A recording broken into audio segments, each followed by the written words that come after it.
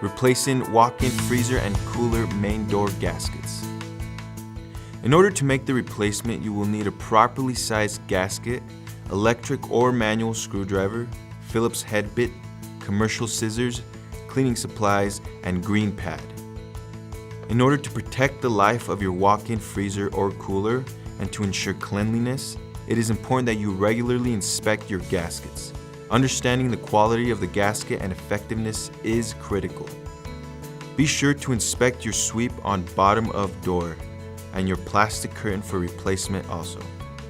Check the gaskets for cracks, dents, irregularities, and debris that may cause improper air exchange.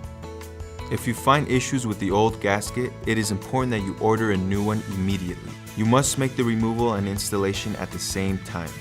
In no case should you remove an existing gasket without a replacement in your possession. Before removal, please verify that the replacement gasket is the correct size and will fit properly. If not, return the incorrect gasket and obtain the correct one. If there are sharp edges, wear hand protection as well as eye protection. Before installation, it is necessary to relax the gasket so that it will properly fit. You can warm by setting it in the sun, warm water, or by leaving it on a flat unit overnight before installing. Clean the existing door, gasket area, and unit properly before installation. Any debris may keep gasket from sealing properly. Start by removing the screws in the upper part of the door, including 3 to 4 screws going down the side. Fold over the old gasket and put the new one in its place. Do not remove all screws at one time. Doing so will remove the interior face of the door, creating the need for additional assistance.